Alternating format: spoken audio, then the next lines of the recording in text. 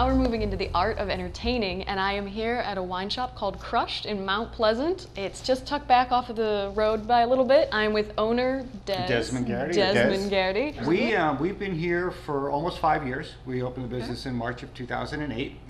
This place is called Shellmore Village. It's lovely back here once you find it. Exactly. There's a Cooper River Bridge Run, have their offices down at the end of my block here, and there's a lot of nice little businesses in here.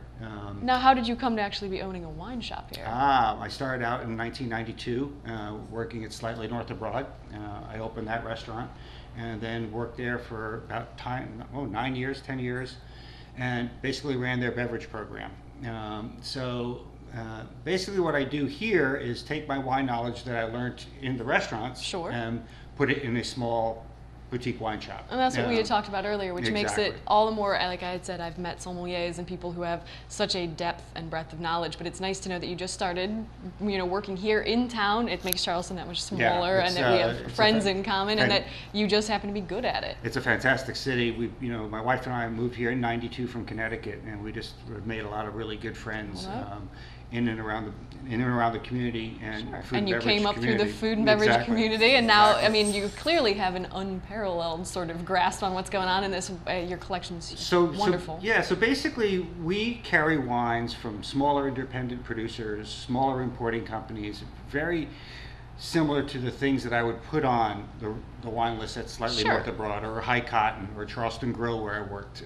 So it's those types of wines that you'll see. I try not to carry anything that's mass produced or... And is that how you would differentiate too? Like when you get all these choices and you could go to Total Wine, or you could go to the grocery store somewhere, how you make that a difference, how you make sure your clientele know that this is something that you're not going to get there. Exactly. Something that's not everywhere and not mass produced. And we really try to focus on all different price points of wine. One of the other big challenges of a small attractive shop like this is a lot of people think it's just high-end wine. That's exactly what I thought too. That's what's intimidating. And it's really not. It's not. There's a ton of wines in here from anywhere from $8 up to $15 that people can come in and get everyday drinking wine. And that's what you would end up spending elsewhere, but you get the benefit of your knowledge when you come in here. And instead of me standing and really I do stare, crippled by indecision in the grocery store or anywhere else, it's nice to have somebody guiding you. My real passion is pairing food and wine. That's what wine is always. That's what I was going to ask you next. If you could help, when people are watching, or if you don't have much of a knowledge of wine, if you could give everybody a simple walkthrough, or at least good guidelines, if you're going to how to pair things up when they're. Yeah, it's very easy to do actually, but I like doing that, and so you can do that for people whether they're having a party or they know they're showing up at one, and you let it. At least like I know people have some of those, whites go with your fish and your reds for darker, but you can narrow that down even better than that. Most definitely. And let people know how to do. How about if you're having a party for many? And I realize that that's where people, not that you want to chintz out, but you also don't want to spend an exorbitant amount. There's always different wines for different budgets, and for that kind of party, if I get a little heads up, then it's really helpful, because then I'm able to search out and and actually help them. And is it this would sound like a way to trick your guests. Do you lead with some of your better stuff and then you can always back up to a lower, like say you've got 10 or 15, but who knows how many bottles you're going through? Yeah, that's not a bad way to go. Usually what I like to do is for dinner parties, I like to try to get 2 different reds and 2 different whites, just so that you have a good diversity. So if you have people that are just strictly Sauvignon Blanc drinkers and want to steer away from Chardonnay, you get them a nice dry, crisp Sauvignon Blanc, and you bring a Chardonnay, so you've got everybody's covered. Or if you want a heavier red like a Cabernet or a Cabernet blend, a Meritage, or other people just want Pinot Noir. So we get all over up and down the spectrum. And then you have everything covered. I realize that nothing is better than you as a resource. Like you can come here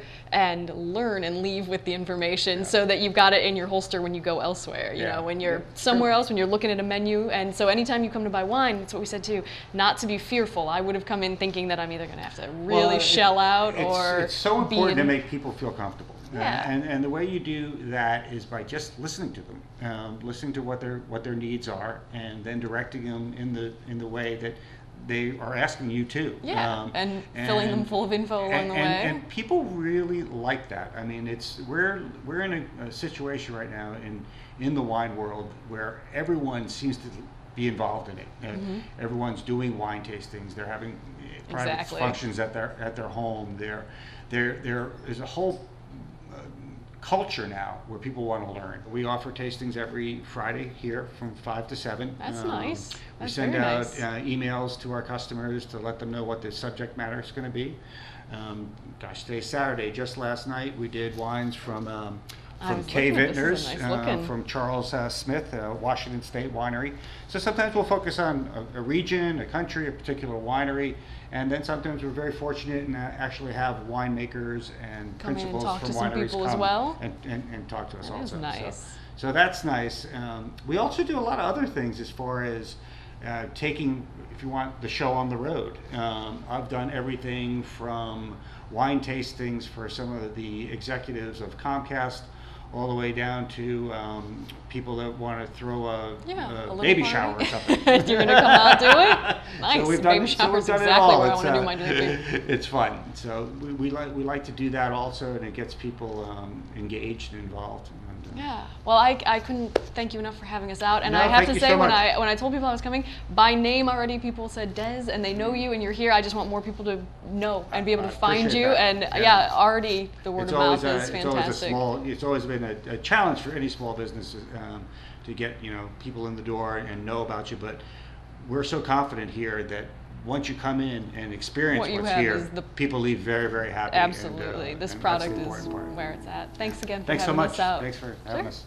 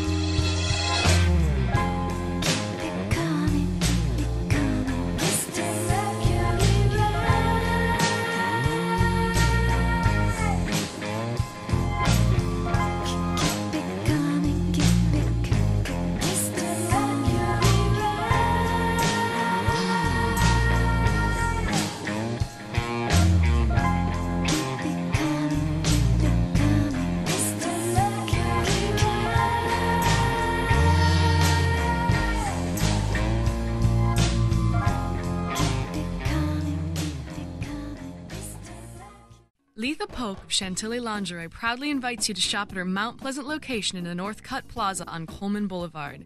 Have you been and seen her newly expanded store? It's more than doubled in size and it's full of fabulously feminine intimate fashions, accessories, sleepwear, cover-ups, and lingerie, as well as great gifts for Christmas.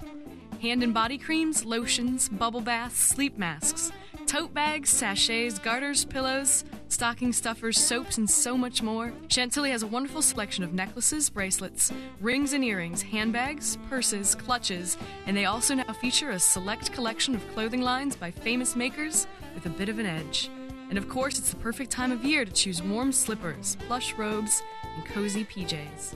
Even just a quick look will tell you that no store in the area has the selection of bridal night lingerie or a comparable collection of marvelous honeymoon nighties and funwear. And of course, please remember that a gift certificate from Chantilly makes the perfect present for this holiday or any day. So come over the bridge from downtown, stay to your right, and head down Coleman. You'll turn left into the Northcutt Plaza before you get to the second traffic light. Chantilly Lingerie is one of the few places in the Lowcountry where you can be fitted for your bra and special order just about any size you need, no matter what your shape may be. Most women wear the wrong bra size. Can you imagine that? But it's true, so please come to the Northcutt Plaza and, once and for all, get fitted by professionals. Find out what quality comfort and support is really all about. There are so many reasons to shop with the girls at Chantilly Lingerie, and knowing the needs of their customers is number one. Letha Polk and her staff truly know intimate apparel, and they are consistently ahead of the curve when it comes to sensational sleepwear and fabulous feminine frills. So come on, because now's the time to buy something beautiful for you at Chantilly. Celebrating 22 years in Mount Pleasant in the Northcutt Plaza on Coleman Boulevard. For lingerie, shop Chantilly.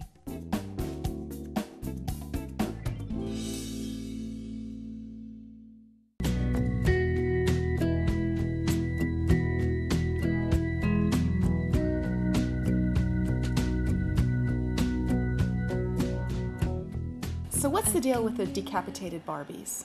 Well,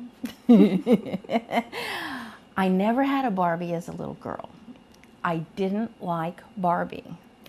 And I was on one of my walks. I walk my neighborhood regularly for exercise in the mornings, and I found some dead Barbies in the trash.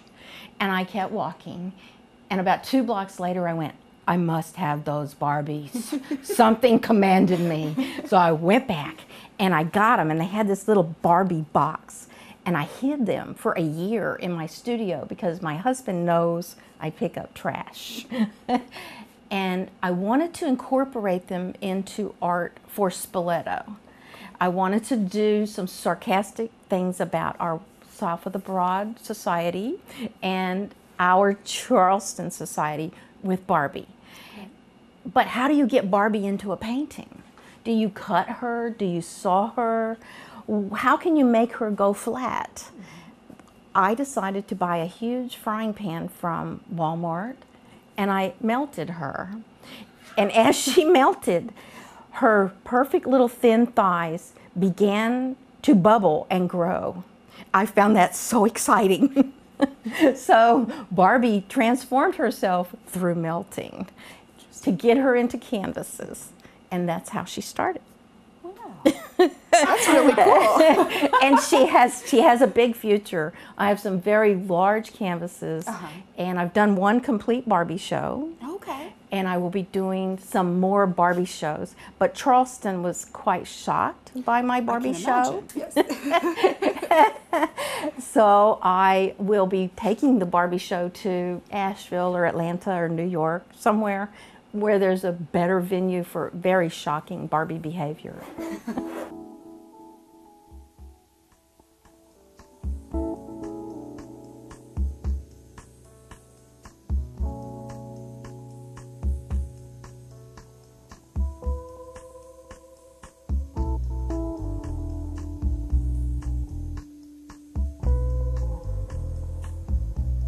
I'm here today at All Things Good in the Northcutt Plaza. We've got Coleman Boulevard here. It's Houston Northcutt Boulevard there, right on the corner. This little frame shop that I thought was all it was is not at all. I got to meet the owner, whose name is Marty. He and his wife own the store, which is now at least 50-50, a process they call Giclee, that I was newly introduced to, and it's, you know, sort of been repossessed as a word for all of the works of art. But it's the process of taking your print, taking anything that you bring in, and they can stretch it over canvas, they can put it on nearly any material you want to see it on. And as I walk through, you can check out all of the prints. Some of them, you know, somebody just took for your photos, things that end up looking more and more like paintings. While I was in here, I was already pre-planning what I may or may not be getting everybody for Christmas. And I think of the photos that I have, and I would gladly see stretched otherwise. If you have things that you know you own, they can do these sort of shadow boxes as well, which is bigger collections of. This one is obviously from a flag to some of your military gear that I think is the same way we've talked about when we've been here, that nothing is more personal, nothing makes a better gift, and nothing helps you hold on to some of these memories, like either taking your personal photos and turning them into the art that you show at the house. And then for me, once I've decided I've run out of other ideas, they have a wonderful selection of all of their prints, other people's photos, and like he said, they work very closely with all the artists in Charleston, so they have some really good-looking photography. If you yourself have decided you are not so capable, by all means, you can shop here and find somebody who's much, much better than you are.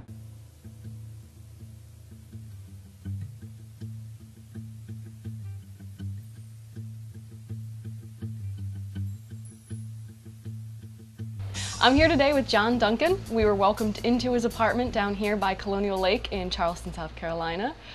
He has welcomed us in to show us exactly some of this art that he's been producing, mostly by, I guess, by demand. By if demand, nothing else. yeah, that's good. Is that what we call it? A commission worker? He's going to tell us a little bit about what he does and the style and what you work with. Well, I guess I don't really have a name for it other than the miniatures. Okay. I think that's good. So it would be a miniature of the facade of your home or a building or a church, or I've done all of the above. Okay. many times. Well, yeah, we've got some examples here. And when I talked to you earlier, you'd said you'd gone to school for art and design. Right, I have a degree in graphic arts. Yeah, but not this kind of stuff. This was This self-taught. this was something that evolved many years later. Okay. I don't really remember school much. Yeah, well, that makes two of us. That's fair. That's totally fair. But it just kind of evolved from, basically, I've always done renderings, architectural renderings, and then they just kind of popped off the paper. Do you have any background in architecture, or you just No, seem to be really geared towards that? I had thought about that, but it didn't work out. I'll put it that way. That's okay. This is a whole different, I guess. But I could, if I wasn't able to become an architect as such, I could still build houses. Well, when I looked at some of the drawings and everything, it is, well, it's meticulous work. The first step would be to do a exact and very detailed drawing, which therefore becomes my pattern. Okay. For everything else that's cut out. And then you do everything else, though. You're doing it from coming out to take a picture. If somebody were asking for this, if they were commissioning work, you're going to do all the photos of the house? Well, I prefer that. And I've done houses all over the country, which I had to rely on people Sure, you have to send trust me. them so, to like, send it's you emails. emails. Now go to the left, next to the window, and I need a picture of what's above that. Or, Which and now go seems to the left side and take easy. a picture of the door this way, or what's behind that post, or... So it's much easier for me to go and and get exactly what you need. So I'll take, dozens and dozens of photographs just to get the right angle. So you tell me too, you just did a church. I did St. Michael's. That was a incredible experience. Which is on the website, I think. Yeah, is that true? And we yeah. talked about wanting to do more if that were possible. That was a remarkable experience, because that church, you see it every day.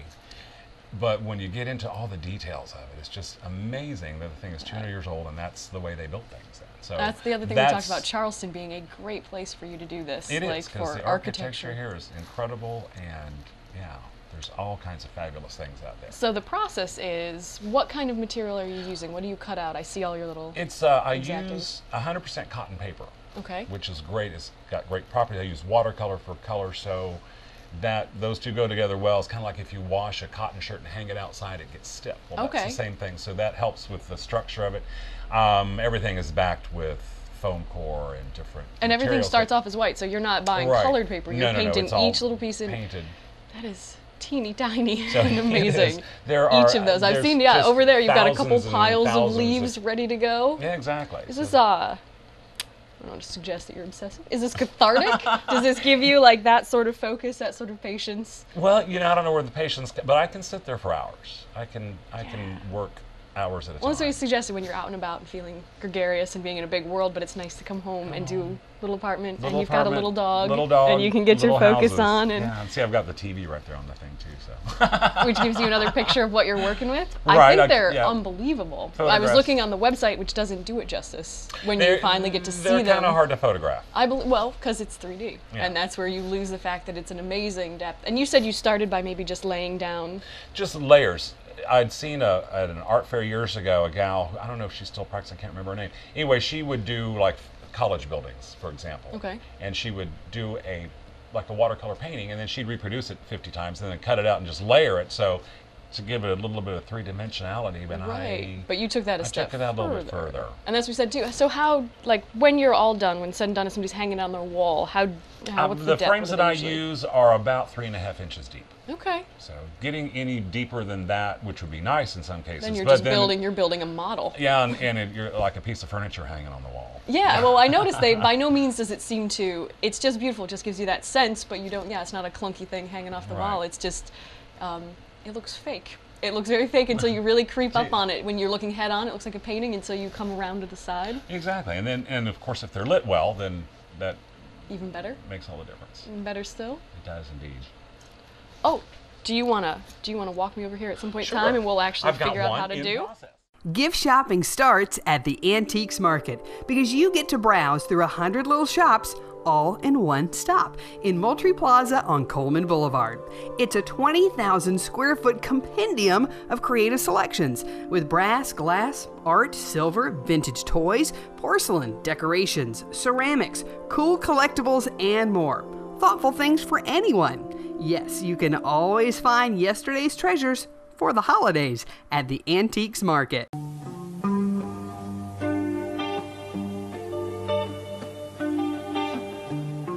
Here's one in progress. Yes. The house part is pretty much done, although as you can see, it's not all put together yet. Yeah, everything's movable. But it's still, because I'm not sure exactly of the positioning of the whole piece yet. So it's all there. So what I'm working on now, of course, would be all the landscaping. So this house will actually have window boxes there. It's going to have bushes all along the foundation, of course. There's a little background fence that'll go back there. There'll be a palm tree coming up in the middle, and there will be a large overhanging tree coming in from that side. And you've said that they all, you know, they max out maybe 3 inches coming out of the shadow box. So I'm kind of at the max here. I actually will probably need to put something in front here, but that's going to be pressed up against the glass. That'll have to be very flush. And I had seen, so you pull up the real photo. I know you've got all of your, you know, renderings. Yeah, like this is what I use basically for pattern to start to do the whole thing. And then I've just kind of laid in the landscaping as it probably will be. Let me move this out of the way. I'll show you how to do I'll show you how to make a tree. I'm interested. This is perhaps something I'll do for everyone's Christmas gifts this year. Yeah, I'll make trees. So, all right, we're going to take this thing, and because I'm working with white papers that's just painted on one side, that makes it even more time consuming, because each little leaf has to be, I have to take my glasses off to do this, has to be picked up, and then it has to be, the edges are all painted, so I don't have any white showing. Oh my heavens. Yeah, so you got to do this business, and then individually stuck on. Oh my. So that takes. And the truth is, they are all different shapes and sizes. This isn't like you knocked out different sizes colors and hues. You gotta have it as, to make it give as much dimension to it as possible. That's not gonna stick on there. I suppose that makes I'm your not really clients good at this. I'm not used to having an audience. That's fair. They know exactly what they're getting. This isn't, nobody's chinsing out on any of these maneuvers. Oh, exactly. It's all, no computers or machines. Or all of a sudden mass produced, you've decided to just go with colored paper instead, and this is And people say, well, can't you do 2 or 3 of them at a time? It's like, well, no. Well, that's the difference. That's the difference in craftsmanship, I think. So this is, again, anybody who thinks they want to do this, they can check you out. Yes. jdhomeportraits.com is the website. There's all kinds of stuff on there, and I've taken several projects that I have photographed as I've done them, on the way along. St. Michael. Perhaps for the people that don't necessarily want anything in their home, but they want some of where they live, or they want to take away some of their Charleston. Oh, exactly. Or I've done like, also like childhood homes, grandma's house, or I've worked with architects and done new construction for people, to get an idea of what their house is going to look like before it's built, rather than a painting or a drawing. Well, thank you very, very much, John. This was great. I couldn't begin to tell you that to see it on the website doesn't do it any justice, and then get up on it. It is an amazing process. I am no more than impressed. Oh, well, thank you. Thank you very much for letting us come out and see it. I very much so appreciate it, and I just like seeing you. Oh, you're so sweet. Thanks.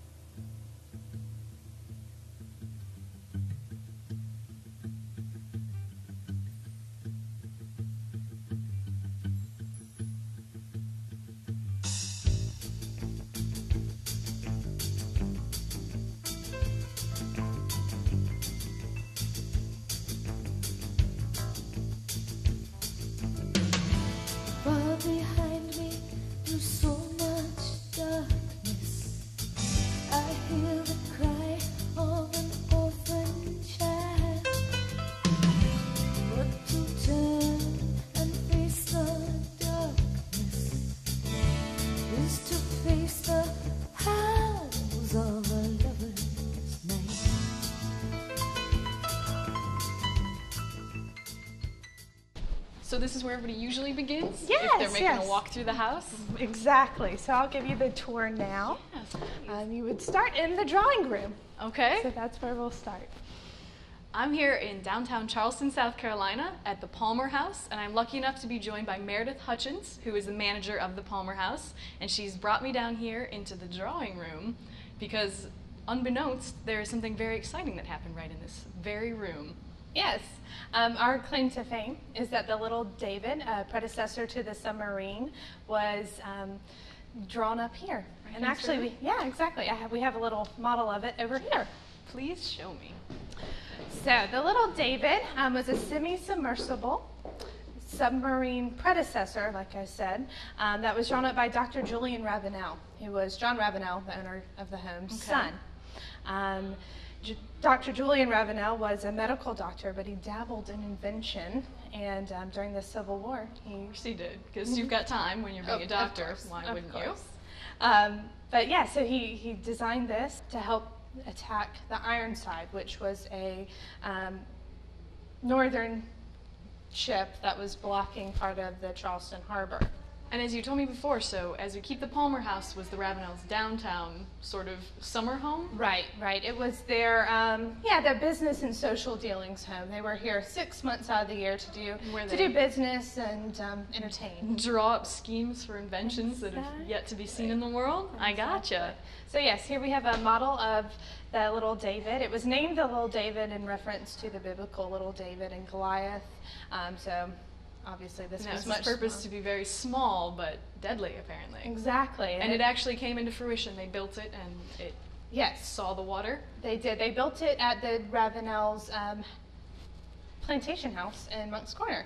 So, and it was in the water and put to use as it was intended? Played a part. It did attack the Ironside and actually did pretty good damage. So. Oh, and as you told me, so this was the forerunner, the precursor to the modern-day submarine, created right here in Charleston, South Carolina, drawn up in the drawing room of the Palmer House. Correct.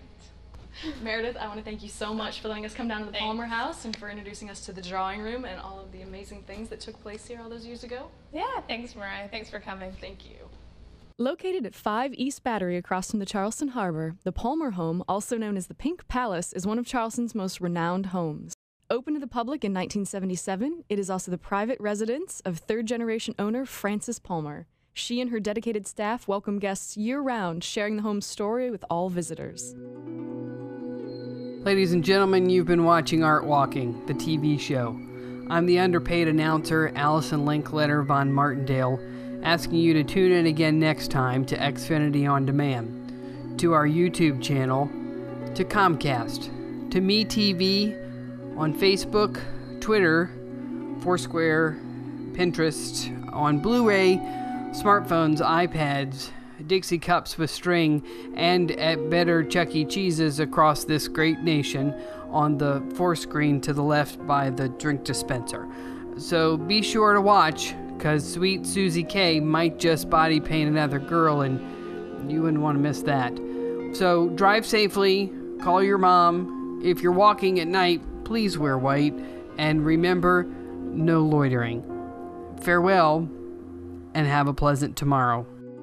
Hi, I'm Jack Tracey, executive producer of Art Walking. Hi, I'm Mariah Sweezey. We just wanted to thank our many viewers and wish you a happy holiday season.